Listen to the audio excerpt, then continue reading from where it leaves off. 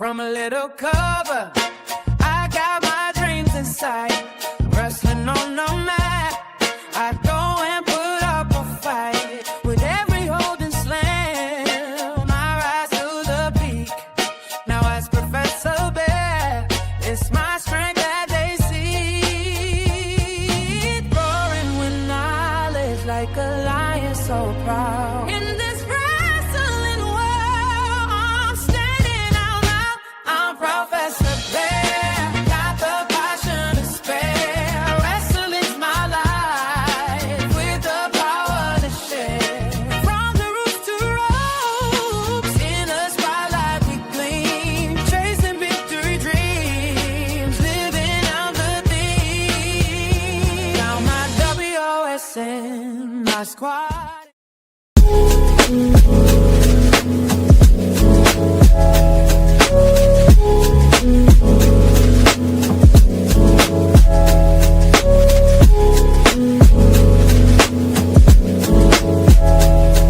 Yeah. Hey, new beginnings on the cusp. Not too old to adjust. Old dog, new tricks. Remember, I was just a pup. Something dirty in my cup. Clean soul.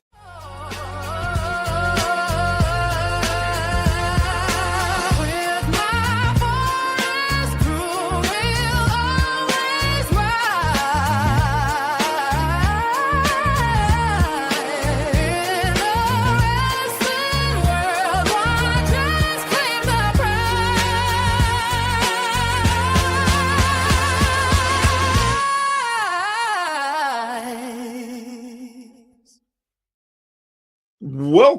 Welcome, and thank you for joining me this evening.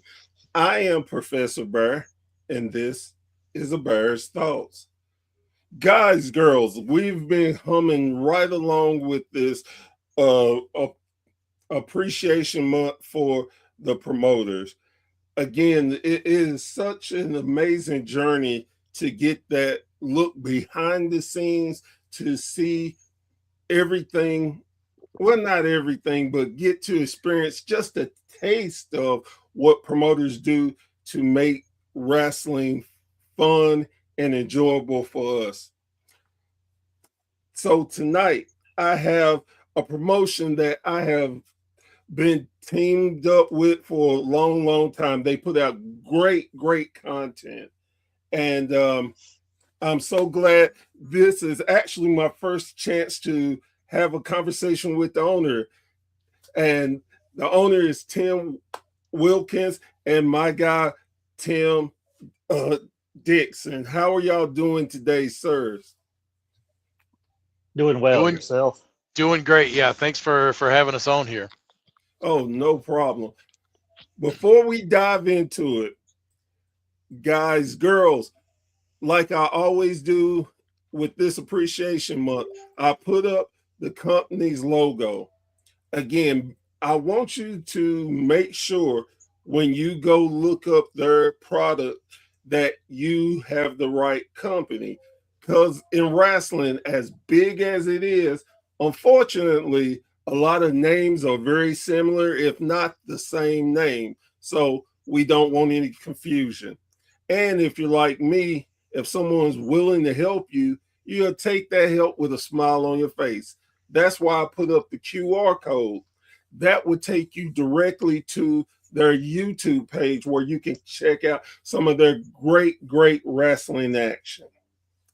So with that being said, Mr. Wilcox, this is a question I ask all of my guests. How did you become a wrestling fan? Well, I grew up watching wrestling in the NWA Mid-Atlantic days.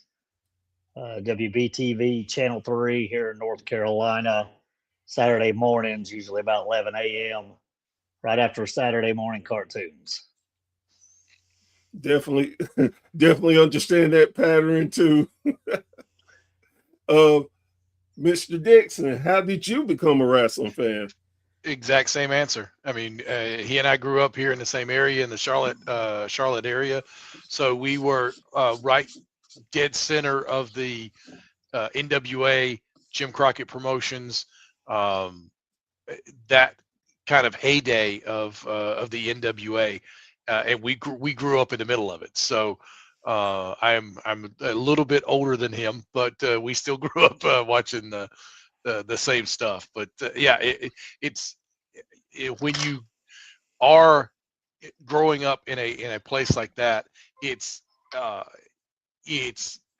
almost a blessing to get that, because like if you're growing up in the Northeast and you're right in the middle of the back then the WWF territory, you're right in the middle of that. We were lucky enough to be right in the heyday of NWA, right in Charlotte. So it's you have to realize how lucky you are to be there for that.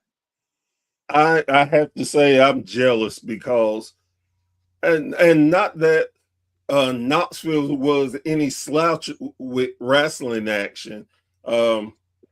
We got, it was Georgia Championship Wrestling. We got Mid Atlantic. We had Continental Championship Wrestling. If the wind blew the right way in a hard rainstorm, we might get a little Memphis. Yeah. So, how did y'all go from being just wrestling fans to getting into the wrestling business? Well, my wrestling career started in 2002. I trained in a ring in West Jefferson, North Carolina. Ironically, it was one of the show rings that they used for the TV studios for NWA Mid Atlantic. Oh, wow. It was inside a barn. That's where I started out. And then I progressed to move to a place that's called New Millennium Championship Wrestling and trained under a guy by the name of Poffo. That's his nickname anyway. And then from there, progressed to different promotions across the Carolinas, into Georgia, South Carolina, obviously. And then decided to take the leap of faith and become a promoter. So you trained the Vern Gagne way in the barn first. So, Tim, Mr. Dix, how did you just have to go by our last names. That's what we do at the shows. I know. Yeah. Yeah, we just go by our last names. Yeah, actually, I got into. I've never been a wrestler. I got into the wrestling business by promoting a show. I wanted to raise money for the Cystic Fibrosis Foundation, and so I wanted to put on a show to raise money. And one of the guys that I had on that show is Tim Wilcox in his former persona of Sir Jonathan Buffet back when he was wrestling. So we've known each other like the entire time I've been in the business. We've known each other. That was 2005, so it's over 20 years that we've known each other and worked together. So yeah, it's been a while. It's been a wild ride. I can say that. So, Mr. Dixon, what made you decide you wanted to run your own promotion? Well, I did run my own promotion for a while, and then I stopped doing that. Now I let him do that. That's his job now, because I realize it's a lot of work. So, Mr. Wilcox, what made you say, okay, I want my own promotion? I woke up one day and had this dumb idea.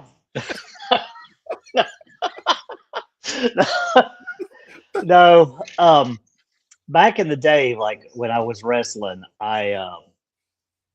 honestly, I wrestled most of the time. I wrestled for free. I didn't get paid. I just loved it, right? Right. And when somebody handed me some pay back in the. I was like, I thought they took a crap in my hand, basically. um, and but I would show up to shows, and they would we'd get to the back, and they would be like, okay, Professor Bear's here tonight, Dixon's here tonight, Wilcox is here tonight, so and so's here tonight, and that's how they would make the card. Just off of who showed up, and I'm Jesus. just sitting there, and I hated it. I hated that part. But every time I went out there, whether I tried to make my match stand out more than anybody else's. Um, and so, but stuff like that, that's where when I decided to run and make Wrestling Evolution, I was like, I'm going to focus on entertainment. I'm going to focus on storylines. I'm going to focus on trying to make people stars, you know, and get the fans ingrained in what we do. And I feel we do that very well with our storytelling.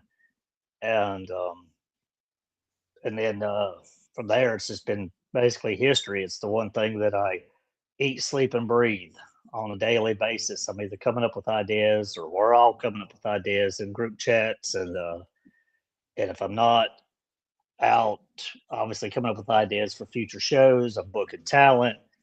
I'm out today. Earlier today, I was putting out banners for our show coming up on the 14th, March 14th. So it's always it's a work in progress. I don't sleep a lot. So when you decided you wanted to do this because you had a goal in mind, did you initially think it would be this tough, or did you already have the knowledge, okay, I'm going to have to work my butt off constantly? Well, I can say this is my third shot at running a promotion. Like the first time I ran a promotion, we did a little tournament in memory of my mother, and then we ran like one show. And I remember coming home from that show. I think we drew like 50, 60 people. I thought it was a success. And I'm driving the truck home that had the ring in it, and the truck broke down on the way, and I had to have it towed back to the house. And I thought, maybe God's telling me it's just not the right time to be doing this. Because I was probably really in over my head. So then, what he's leaving out there is the second show, the ring truck broke down. The first show, the ring broke. oh yeah, the ring broke the night of the tournament. Yeah, the night of the tournament, the ring broke in, what was it, the semi-main? Yeah, Something like semi-main event. Yeah. Oh, wow. So that was, it just had a black cloud over it. So then I waited a while, and then I had some friends of mine. They wanted to start a promotion. They're like, hey, would you be interested in working and maybe booking stuff? And I was like, yeah. Well, then it turned out I ended up like basically running the promotion. And then we got about six shows under our belt. And then divorce kind of jerked that out from underneath me at the time. And so then I was like, I'm never gonna do this again, because obviously it's not meant for me to be a promoter. And then it was right there, right after COVID, we'll say. So about 2022. Well, when COVID ended, 2021. So 2021, 2022. I was working like a lot of overtime at the shoot job. And then one day I come in, and they're like, hey, we don't need you to come in unless we call you. And so they kind of cut the overtime out. And I just decided, Mark Twain had to say it. It said, write what you know about. And I just kept going over and over and over and over and over again in my head. And so then I'm just standing at work sometimes at the computer, and I started like, okay, wrestling. I've been embedded in wrestling for 20 years now, nearly. So I started doing searches for like promotional names, and I'm putting in Wrestling Revolution and some other stuff. I can't even remember what all I put down, but then I was like, wait a minute, about Wrestling Evolution. So I started doing a search for that, and I couldn't find anybody that had the promotion by that name. And I wanted to come up. So then I came up with the catchphrase "Witness the Evolution," because I wanted wrestling has evolved over the years. Obviously, from the Mid Atlantic days to now, we're completely different. Old school still works to an extent, but sometimes fans almost have to see somebody kill somebody just about to be entertained. Right, Um, right.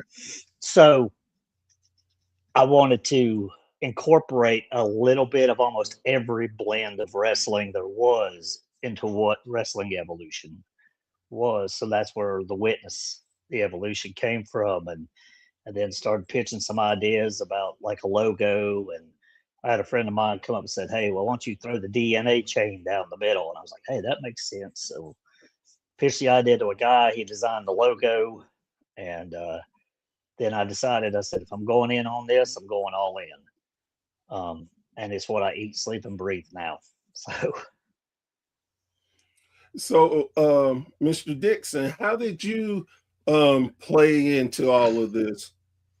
Well, I at that time, like he was saying, in 22, 23, when he was starting Wrestling Evolution, I had kind of stepped back from the wrestling business for a couple of years, and I saw a post about Wrestling Evolution that it was coming in this, and I don't remember how I did it, but I figured out that it was probably him that was posting about it.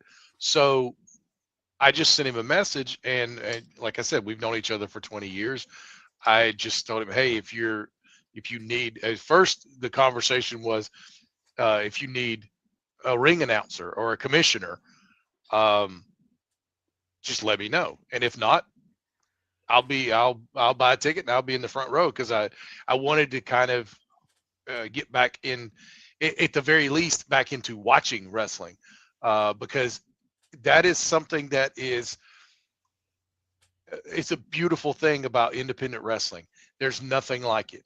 It's performance art, it's community theater, it's just raw emotion right there in the middle. When it's done properly, it's all this wrapped up into one. And I had gotten to where I missed that, so I wanted to get back into that. So yeah, if I could be if he needed me to be a part of it, great. I'd be glad to do it. And if not, I'm going to be there with a ticket in my hand, watching and supporting.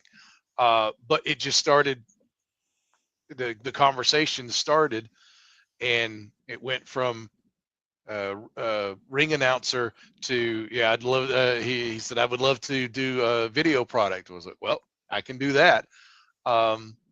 Because I enjoy being a play-by-play guy more than ring announcing. So it was more in my wheelhouse. So we started talking about that, and then we started talking about producing the video, which I have that background. I worked in TV, for local TV, for 17 years. So I have that background, and I've produced wrestling TV or video product since 2008. So obviously I have that background. So it got to where it was it's like, here's this, and then there's a little bit more, and then there's a little bit more, and then I'm all in. And it's something like he said, he eats, sleeps, and breathes it. And I have gotten to the same way, that it's one thing that we want to do, to bring that product, almost like a product that we've never seen. We want to bring that to independent wrestling, and we want to put that on. And at the same time, we want to foster the talent that's coming up.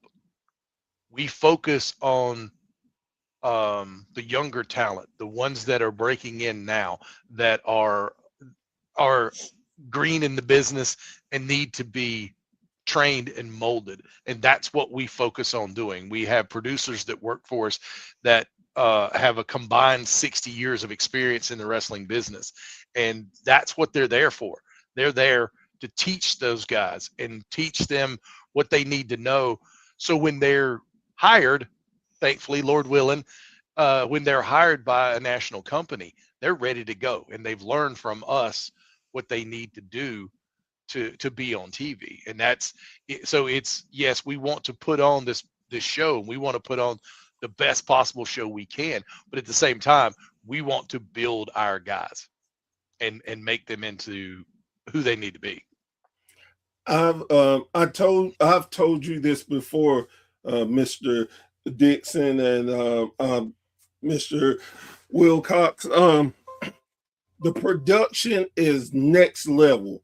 I mean, I've not seen production that well done since WWE, AEW, those top levels.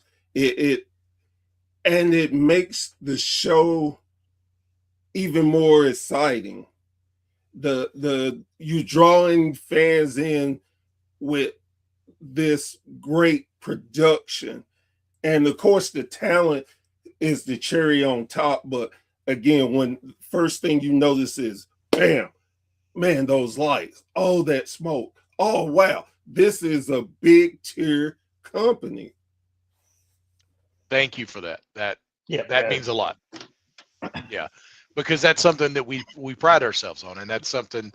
And when it comes to the production, like I said, I have that TV background, so I take it very seriously, and I want it. It needs to look good, and it needs to look top level, and that's the way I approach it, and that's what we want, and we insist on. So To me, there's levels to the indie scene, and this is no disrespect to any wrestling organizations out there, but I'm just being real. You have the bottom levels, the as Jim Cornette would call the mud shows.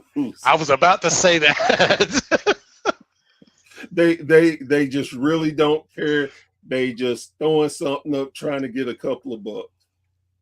Then you have the middle indie shows. You can tell they care. You can tell they're passionate, but you can also see that they are not bagged up with financial, and they're trying, but it just really is not there as far as their production. The wrestling is good, but they could use some help here and there. Then you have the top level indie show promotions, the ones that look amazing, that gives you a feel like this is my own WWE in my neighborhood. I can see these stars. I can feel it. Every time I go to a show, it blows me away. If I see it on YouTube or on your network, it's a wow. You don't want to move. So that's how I put a lot of them. But the common thing with everyone, except the mud shows, is that you have a family feel to it. As I like to call it, it's a family reunion, because you have the same people go.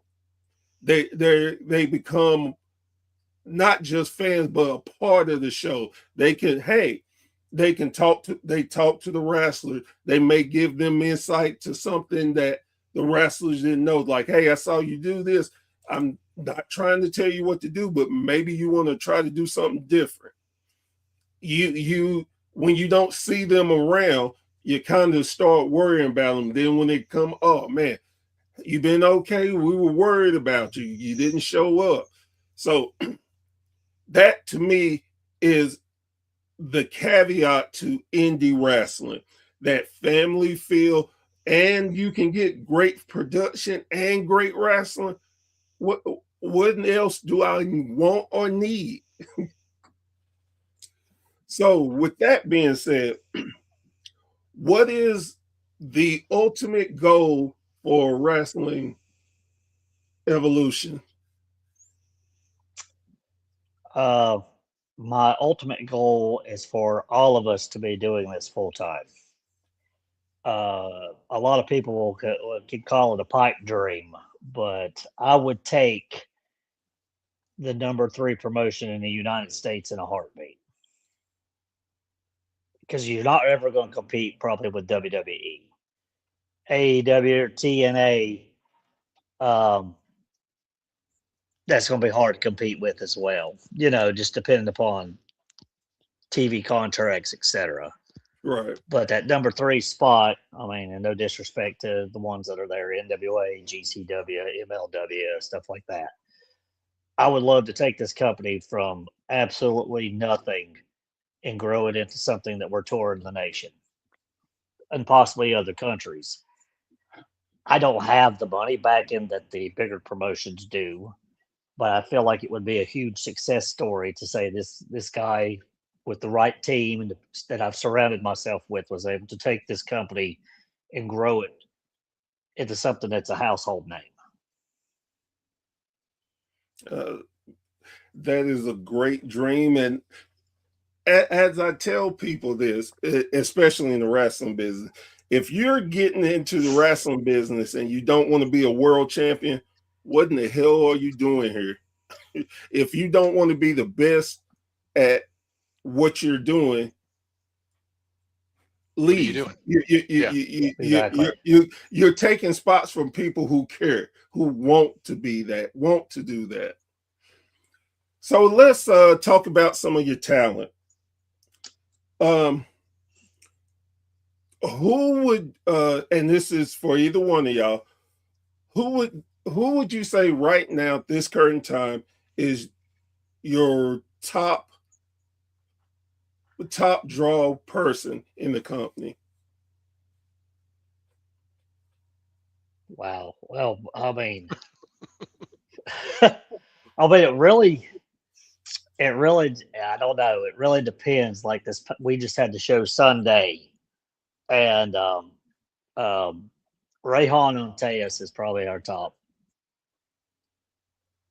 talent as far as like the fans that are into him. But we had the return of the Dante Cluth. I got to remember to put this stink on it. You got to put the And we stink had on the it. return of Mason Allen, and the roof came off the building for both of them when they made their returns because we had surprise returns for the both of them that the fans had no clue that either one was going to be there.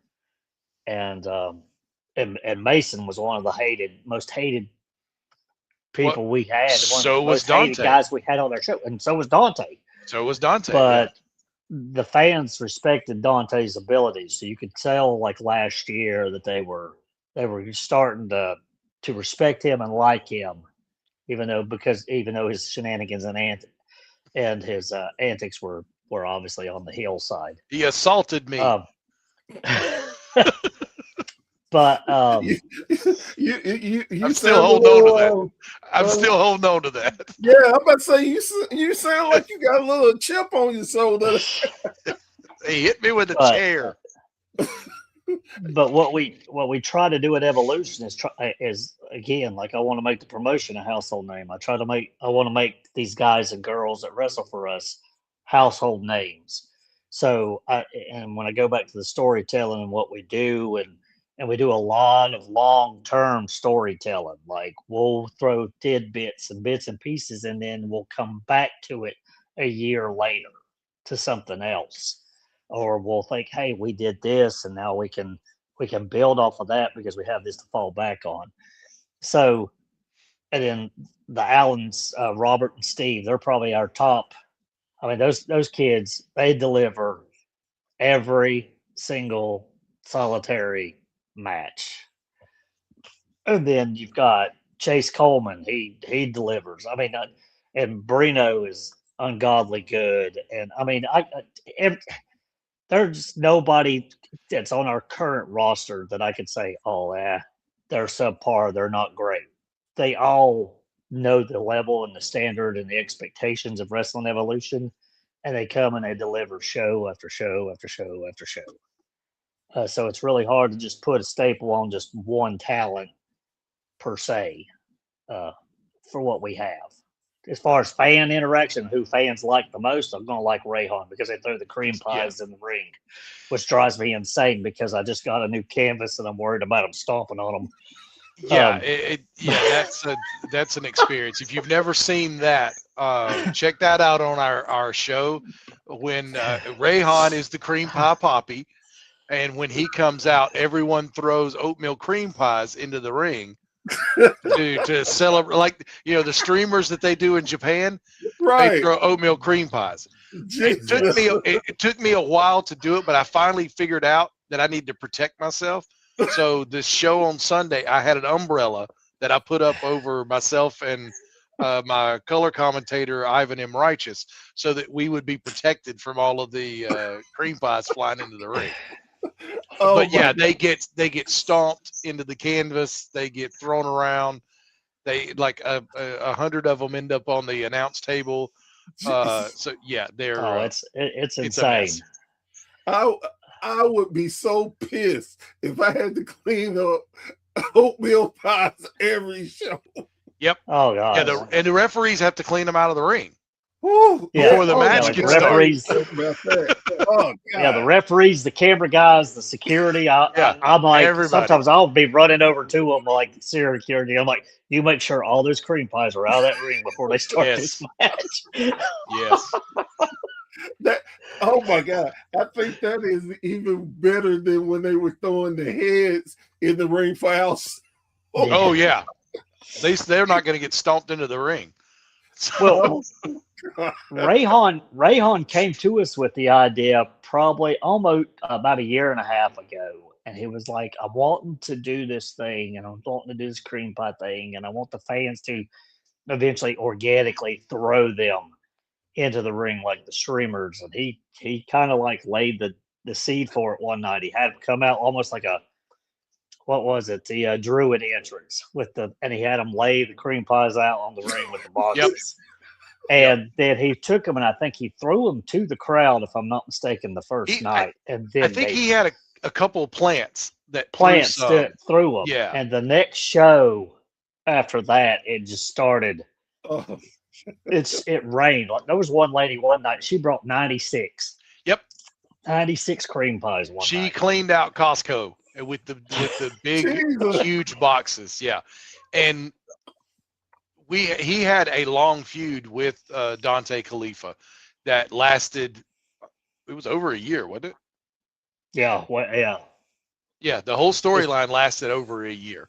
But it built to this the spot that we got to. They were having a last man standing match for the Wrestling Evolution Championship, and that night people felt it. They knew. So there were so many of those things flying around.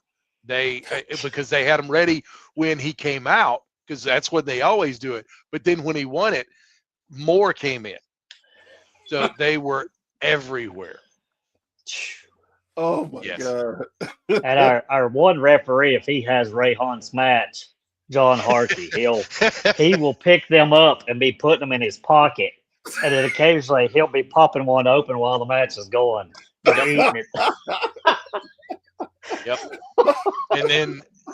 And then the color commentator Ivan M. Righteous, he will, as he calls it, he stress eats because he's worried about Rayhan winning the match. So he stress eats and sits there and like eats oatmeal cream pies the whole time. My God. And then complains about his A1C, that Rayhan is ruining his A1C. Oh, there was the one night too. It was Rayhan and I were in the ring and we did something. We were talking back and forth. I said, fans, you cheering for this, but all he's doing is giving you guys diabetes. And and the crowd just started chanting diabetes. There was a diabetes chant. Oh, God. So, good stuff. that right there just shows how much y'all got people in the palm of y'all head. Oh, I absolutely love our crowd because our crowd is very smart. They know what they like, and they'll tell you really quickly if they don't. Yeah. And so that is a great place to be, because when you know you got them and you get that reaction out of them, you know you've done something. Oh yeah. Yes. And Sunday, like he was saying, we had returns.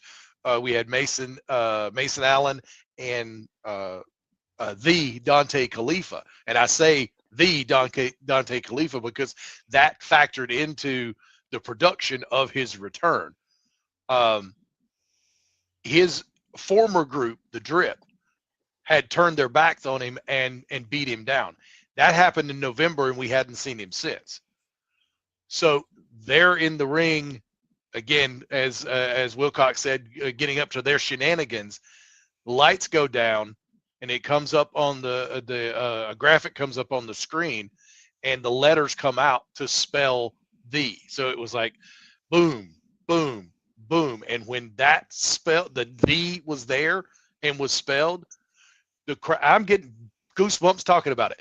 The crowd went crazy because they knew he was back, and they were so ready. Like Wilcox said, they had been building like the respect for Dante, even though he was a heel. The respect for Dante had been building, so they turned him face. We didn't do it; they did. Yeah.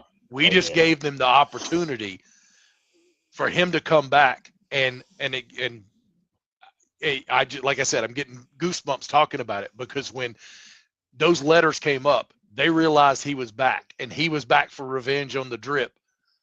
The place went nuts, and then he came out, and it was I tell everybody this: pro wrestling is built on moments, and that is a moment. That was one of the I feel like one of the best moments. Same thing with Mason Allen. Mason Allen was taken out by his brother Robert Allen months ago. He took out his knee on the night that Mason had a shot at the Wrestling Evolution Championship. Robert took him out of that match. So he had been gone, and he had been healing up. Same thing. Allen brothers are in the ring with their match. And again, the video comes up on the screen, and it's Mason taking the knee brace off. So it's letting people know he's back, the knee brace is off, and he's ready to go. And while that's playing, they're watching that. He comes sliding in the back of the ring with a chair and just beat them all to death and laid them out. And again, you hear that pop. You get that crowd, that reaction from the crowd with something that we've planned and they've executed, like the wrestlers have executed. There's nothing like it. There's absolutely nothing like it. With that being said, do y'all feel that y'all are living up to the Mid-Atlantic Crockett era of surprises and showmanship? I hope so. I mean, that's the goal. Yeah, that's a high standard. Yeah, that's a high really standard. high Yeah. standard. That's a really high standard, and it's no disrespect to the Crockett promotion, because they had me glued when I was a kid, even all the way up into a teenager. It's just, but those moments, those memories, way back then when, oh gosh, the Black Scorpion ended up being revealed. It was Ric Flair, and when they Tully and Magnum TA. Yep. Getting in that fight in the middle of before their I Quit match. Yeah. I still remember watching that. They were beating the crap out of each other right in front of the camera. So they had to lay it in. So they were really, really laying it in. And I remember back when the Midnight Express and the Road Warriors were building up for the scaffold match. And I remember I can't remember the promo verbatim, but I remember the Road Warriors were up on the scaffold, and they had a pumpkin, and they drop it, and then that thing comes, and they slow motion video, and then it's shattering, and so those are moments and memories that I remember, right, from Mid-Atlantic days. So you want to take the fans and you want to give them moments like Sunday, or, you know, of just different stuff that we've done over time that they can, you know, that they feel a part of the product, obviously, because they're the fans. But they can sit there and be like, man, I remember when this happened. I remember this happened. Or hopefully one day these guys get signed, these guys and girls, and they get signed, and then they can be like, hey, I remember when Dante returned, or I remember when Mason returned and he laid out the Allens, you know, and just those little things. Or I remember when Justin Kinderad and beat Mason and Mason lost for the first time, and just, um, or when we brought all four Allens together at the tag team when they won the tag team and the legacy title all on the same night. And just those little things. Or the drip when they formed the first night, you know, and when everybody got thrown out of the building, you know. So that's the Yeah. moments and memories that we try to build, so people are like, man, I remember when, you know. And so hopefully we can get to that level and that standard of NWA Mid-Atlantic days. And see, that for me is always my top standard.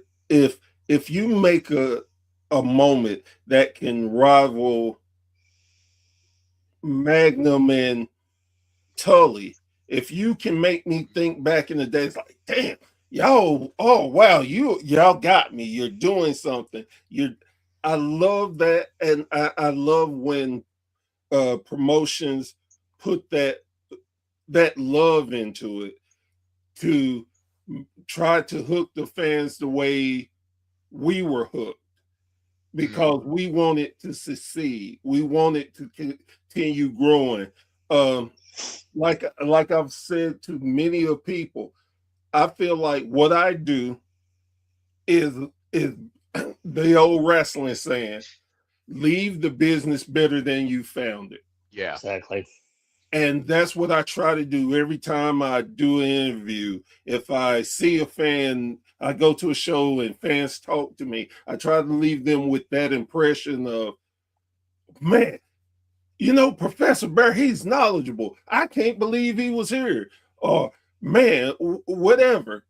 But, and that's why I asked if y'all feel like y'all were leaving that generational moments, and it makes me be, as a fan, even more exciting, because just listening to how y'all told me the story, I could see the excitement come out of both of y'all. So that meant it's, you know, well, I'm telling you this because I'm the owner of the company. No, I didn't see that. Well, I'm the producer, so I got to tell it like, no, I saw real interest as fans that y'all were sold by what the guys and girls do. And that means so much more, because as fans, you can tell if a promoter is just whatever, put them out there, who cares. You can tell when wrestlers are not giving it their all. I don't care if it's 2 people there or 20,000 people there. You can tell. One of my things I've started doing, went to a show last year to go see a friend of mine wrestle. It was like a 2-3 hour drive. I'm a little tired, so I'm in the stands and I'm nodding off, not because the action wasn't good. I'm tired. So one time I just closed my eyes, and then I heard the crowd, and man, I'm like, how did we get to a 20,000 arena? Because they sound that loud and passionate. And I promise you, is maybe 50 people in the place, but they loved what they did. And that is my telltale now. When I go to any show, I close my eyes and see if I can tell where I'm at. If I can't, then I know this is a great show. If I can, then it's like, okay, they got some work to do. But I love getting emotionally invested. Yeah, when I was talking about Dante versus Rayhan, the last man standing match, that's something I bring up to people, because when that was down to the end of the match, people were so invested in Rayhan winning that championship. That when it came, I mean, it's the last man standing, so they have to answer the 10 count. The entire crowd was counting along with the referee. So it was one, dead silence. Nobody's talking, looking around, doing anything else. They're completely in there. 2, dead silence. So everybody was invested. There was nobody, like I said, nobody yelling in between, nobody talking. No, they were counting with the referee the entire time. And so it was, I watched that immediately as soon as I got home and pulled the footage off the cameras, because it that night when it happened, it amazed me. I'm sitting there ringside calling the action, and it amazed me that everybody was so totally invested in that. And then again, when they got to 10, here come the cream pies because Rayhan won, and then we had fans who brought Swimmers, those little poppers. So you had to clean that stuff up too. But yeah, they went absolutely insane because they were so invested, and that is a gratifying feeling. I tell you, for me, listening to the stories in the cream pie, the thing that I took from it was not necessarily the cream pie. It was the referee putting them in his pocket. Oh, yes. Eating it. That right there, that shows the level of great work from that referee. Hey, sometimes you need a snack during the match. You need some carbs to get you through. So right. But again, you're the ref. You're supposed to be serious, and all of a sudden, the match going on, you just take a minute, snack, eating. Back up. Yeah. That again, that shows how great of an organization that y'all run. And I'm gonna guess no one told him to do that. He just came up on his own. Yeah. And see that level of creativity to know I can get a spot over and people will enjoy it. It shows your passion for the business. It shows that you can come up with things on the fly that you're not going to get in trouble for. Wow, that was a great spot. That it just perfect. You thought of it. Good. That shows so much freedom that you give your referees and your talent, because I can imagine if somebody pulled that crap in the Bill Watts era. Oh God, Bill Watts would have beat him down. Exactly. He would have beat him so silly. Guys, I really want to thank y'all for coming on tonight.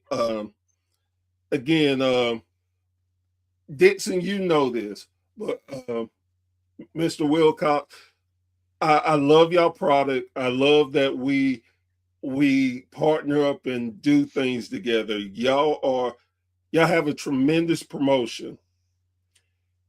I'm so happy and pleased that y'all are continuing growing the business and making the business where once we all are gone, it's going to be in good hands. They had great training. They had a place to grow, nurture, and when these guys and girls get to the next level and make it and do different things, they can always say, they gave me a chance. They helped me.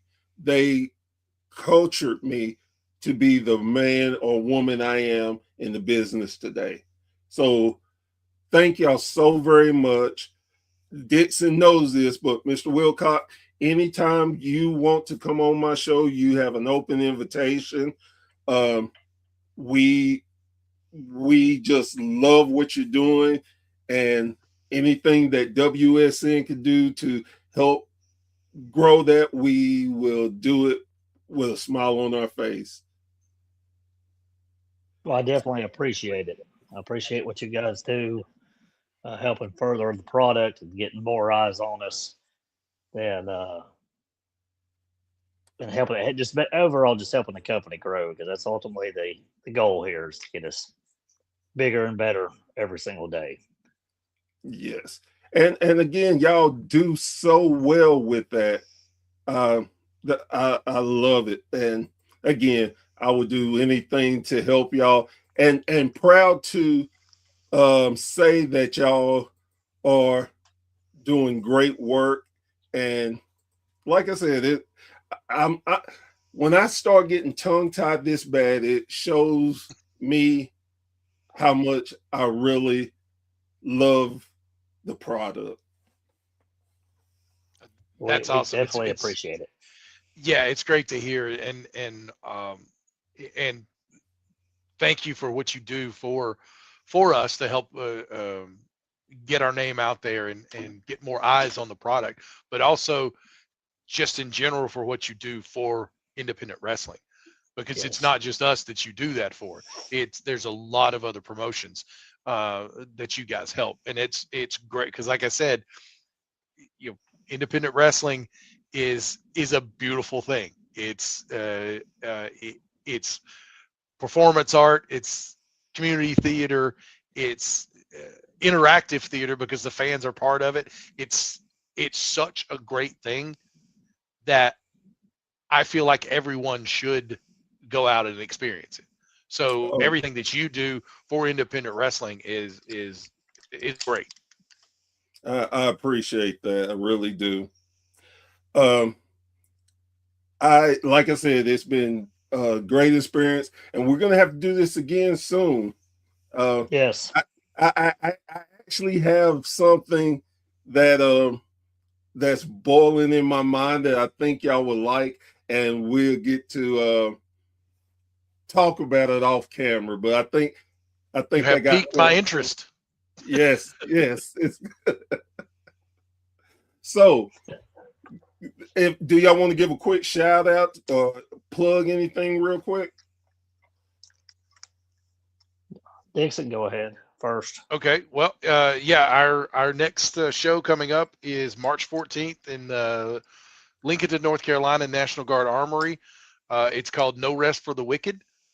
And so we just had those two returns with Dante Khalifa and Mason Allen.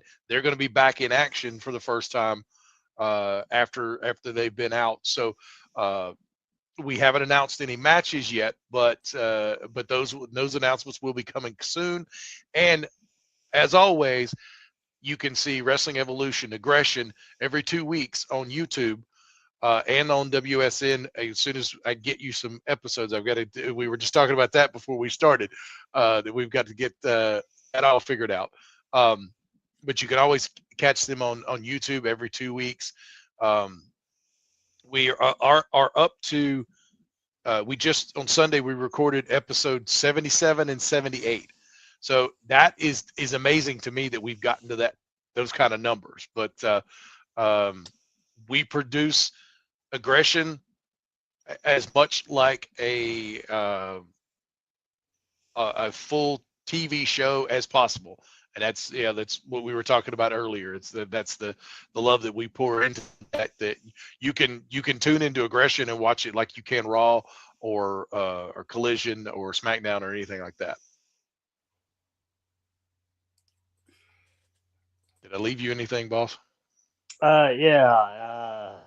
I mean, big shout out, obviously, to my entire team of everybody from that works anywhere, all the way from the front door production to concessions, ring crew, obviously the wrestlers, and then obviously, importantly, the fans that support our product day in and day out. They're the ones that spend their hard-earned money at the door to keep us essentially with the lights on. It can't be done without you. Your reactions, memories that we make are, as long as they keep coming, we'll keep spitting out good entertainment out. And obviously, just recently we lost our ring announcer, Brett Wolverton. Condolences to his family, friends, fans. Brett was a good one. Yeah. We did a little bit of we did a little tribute to him Sunday. He's not definitely. There's going to be big shoes to fill for the next individual that takes his spot. It's not going to be the same without him because he was a great man. He's probably. I said it Sunday, and I'll say it again. If everybody in the world could be like Brett Wolverton, this world would be a much better place. I think that's about it because you already covered the next show. Yep. I love each and every one of y'all. Again, guys, thank y'all so very much for what you do for the sport of wrestling. And I am proud and honored to call y'all friends and wrestling family. So we will continue helping push the name, and we love great wrestling. So I'm definitely gonna make sure people know about y'all. You got to get in the car and come down to a show. The plan is the plan is I've talked to so many people. And funny, it's scary to me that a lot of people want me to come to the show. I'm like, do you really want me?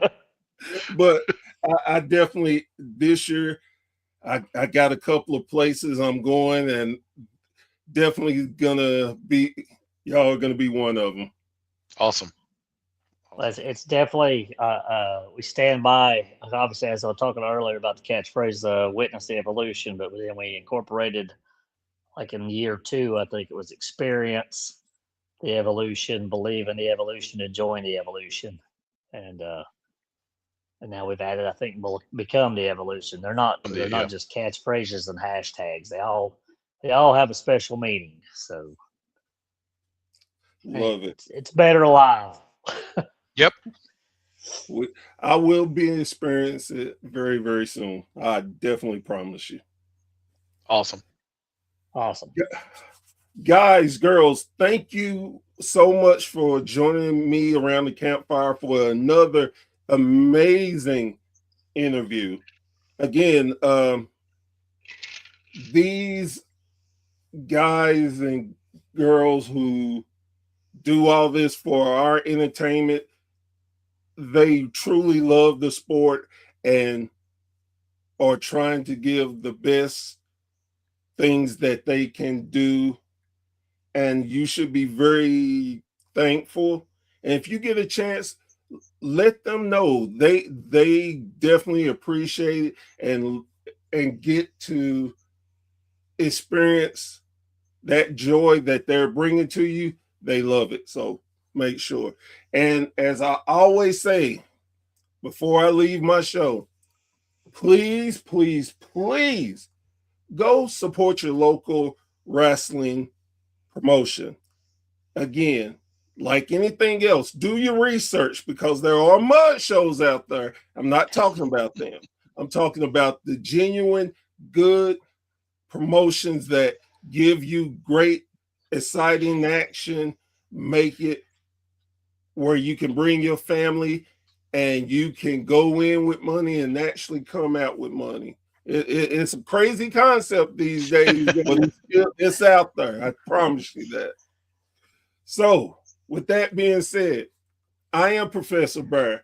This has been a Bear's Thought, and we will join us around the campfire very, very soon. All right, y'all take care.